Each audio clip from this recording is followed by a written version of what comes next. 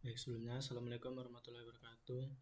Perkenalkan, nama saya Diki Satria Mandala dengan NIM 122220106 dari kelas SSI kelas C. Ini saya akan presentasikan hasil pengerjaan ETS mengenai studi kasus simulasi kipas tangan. Dimana di sini ada data historis, data lokasi sampai downtime dan shift. Sini pertama-tama kita bikin dulu lokasinya di Pro Model di bagian build, terus location, terus masukin lokasinya sejumlah yang ada di studi kasusnya. Di sini ada 14 lokasi, dari gudang kain sampai kantin. Kemudian diatur kapasitasnya, aturnya di sini. Kemudian setelah diatur kapasitasnya, lanjut ke bagian data pengamatan bahan baku. Di mana sini kita akan memasukkan arrival atau waktu kedatangan untuk kain dan kedatangan untuk bahan lainnya. Di mana sini bisa dimasukkan lewat build, kemudian arrival. Di sini ada dua arrival, yaitu kain dan juga gagang. Yang mana kain ini akan masuk ke kedatangan kain atau gudang kain, kemudian gagang akan masuk ke gudang kayu. Setelah itu lanjut ke proses produksi. Nah, di sini kita mendefinisikan processingnya melalui build, kemudian processing. Di sini kita mendefinisikan processingnya dari kedatangan kain sampai ke gudang jadi dan gudang reject. Untuk kedatangan kain nanti akan masuk ke pengukuran, kemudian dari pengukuran akan dilanjutkan ke tahap pemotongan, di mana di stasiun kerja pengukuran ini dia akan dikerjakan selama waktu proses yang ada di studi kasus. Di mana waktu proses ini nanti kita tinggal masukin di bagian operation yang ada di processing. Untuk pengukuran, pemotongan, penjahitan, perakitan, dan pemelituran. Selanjutnya untuk QC ini kita dapatkan dari hasil start fit untuk menentukan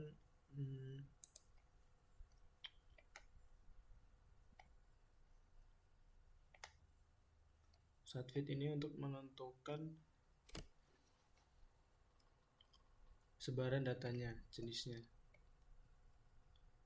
Kemudian setelah itu dari hasil start fit ini QC-nya kita dapatkan tadi N 0,996,0,255. Selanjutnya kita masukkan data routing dari tiap stasiun kerja, mulai dari gudang kain sampai ke QC.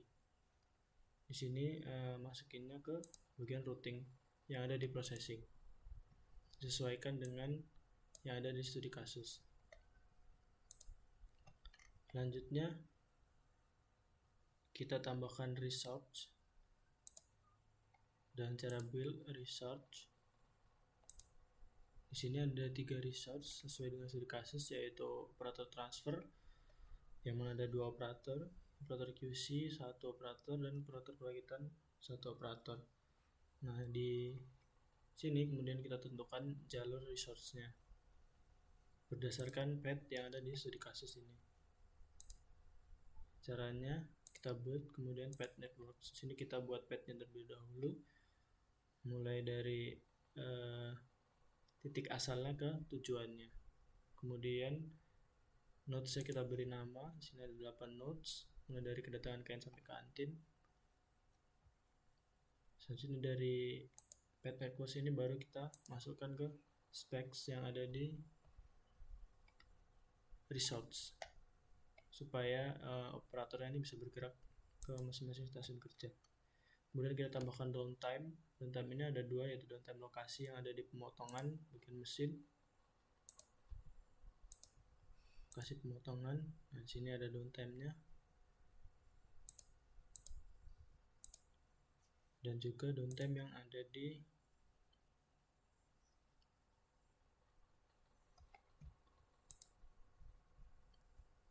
yang satunya receive results, yang ada di operator, dimana kedua operator ini sistemnya shift-shiftan.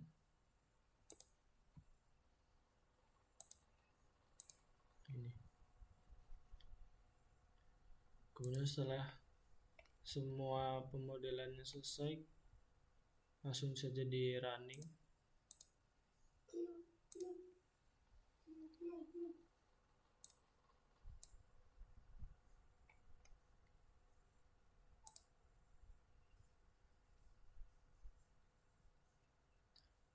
Maka datanya akan muncul sebagai berikut. Dari lokasi, kemudian location state, results, sampai entity activities.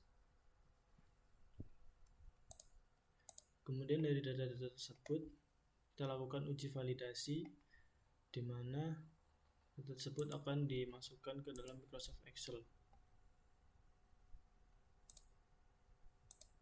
Nah, dari validasi ini kita menggunakan uji F dan uji T. Dari uji F ini kita dapatkan hasil F hitungnya adalah 0,4398997 dan F tabelnya 0,5374. Syarat dari lolos uji F-nya ini adalah F hitung kurang dari F tabel, di mana di sini F hitungnya 0,4 lebih kecil dari F tabel 0,5, yang artinya hipotesis H0 diterima, sehingga tidak ada perbedaan signifikan antara output dari hasil simulasi dengan data historis atau output nyatanya. Kemudian untuk uji T-nya, syarat lolos uji T itu adalah min T tabel kurang dari T hitung kurang dari T tabel, dimana di sini min T tabelnya adalah minus dari T tabel, yaitu 2,04. Kemudian T hitungnya adalah T start 1,56 dan T tabelnya adalah T critical to tail. Dari hasil uji didapatkan bahwa T hitung tepat berada di antara min T tabel dan T tabel, yang artinya H0 diterima sehingga tidak ada perbedaan signifikan di antara kedua kelompok data. Kemudian setelah validasi dilakukan, kita buat skenario untuk bahan pengujian di Bonferroni method. Dimana di sini skenario satunya saya mengubah kedua operator transfer, dimana kedua operator transfer tidak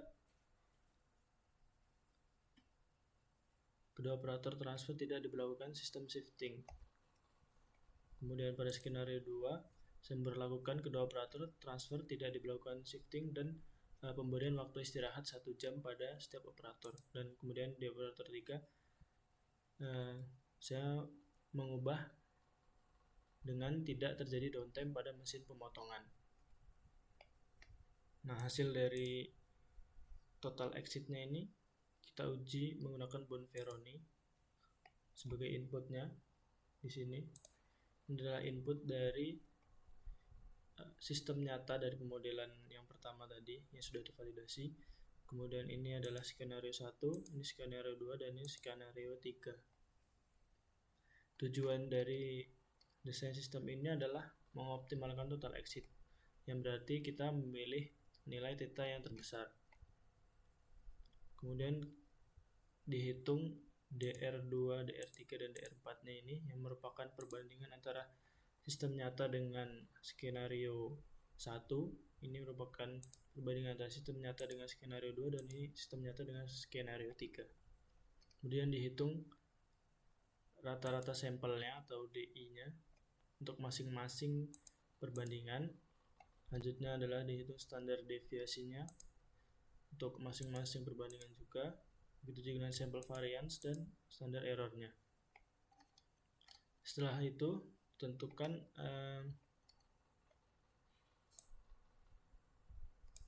jumlah comparisonnya atau perbandingannya, di mana di sini ada 3 sesuai dengan confidence interval yang ada. Sini ada 3. Selanjutnya adalah tingkat kepercayaan 0,05 dan alfa per C nya didapat dengan pembagian dari alfa per C, dan TA I per 2, R-1 nya didapat dengan rumus sebagai berikut. Dari hasil perhitungan, dihitunglah θ1 dan θ2 nya dengan cara sampel mean dikurangi dengan T dikali dengan standar errornya. Untuk yang di sebelah kanan interval diperoleh dengan sampel mean ditambah dengan T dikali dengan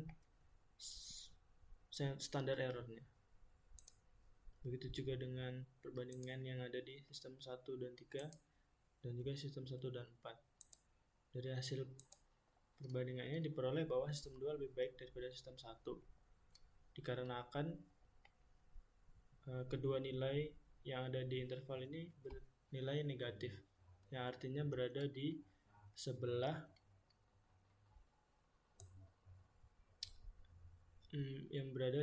kanan 0. Sehingga jika θ1 min θ2 dipindah ruaskan, berarti θ1 lebih kecil dari θ2. Yang mana pada tujuan sistem ini dipilih nilai θ tersebut terbesar, yang artinya sistem 2 lebih baik daripada sistem 1. Kemudian yang perbandingan sistem 1 dan 3, kedua nilainya bernilai positif, yang artinya θ1 min θ2 lebih besar daripada 0. Jika dipindahkan θ1 min θ3, maka θ1 lebih besar dari θ3, yang artinya sistem 1 lebih baik daripada sistem 3. Kemudian untuk perbandingan sistem 1 dan 4, θ1 dan θ4 berada di antara nilai positif dan negatif, yang berarti tidak ada perbedaan signifikan di antara kedua sistem. Sekian presentasi dari saya, kurang lebihnya mohon maaf. Assalamualaikum warahmatullahi wabarakatuh.